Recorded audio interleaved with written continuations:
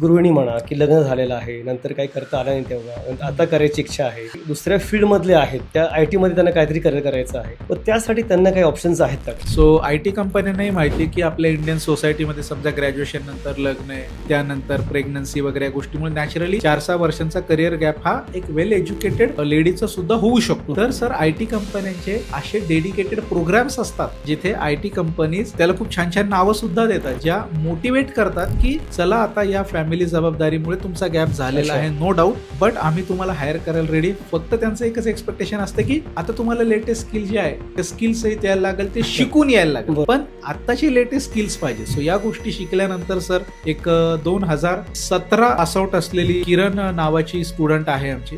अच्छा. तर AI ML engineer जी आता IT इंडस्ट्रीतली हॉट प्रोफाईल आहे, त्या प्रोफाईल मध्ये प्लेसमेंट झालं सर साधारण 2026 मध्ये. आता आपण बोलतोय 9 वर्षाचा करिअर गॅप झाला आणि आता सक्सेसफुल प्लेसमेंट झालेलं. पण हा हे काय की जिद्द मात्र तिने शिकताना अजिबात सोडले नाही, फोकसने सगळ्या लेटेस्ट गोष्टी शिकून घेतल्या, जे काही इंटरव्ह्यूच्या टिप्स, जे प्रिपरेशन सेशन्स जे व्हायचे पूर्णपणे अटेंड केले आणि सर 9 वर्षाच्या करिअर गॅप नंतर एवढ्या चांगल्या IT जॉब प्रोफाईल मध्ये सिलेक्शन झालेलं आहे.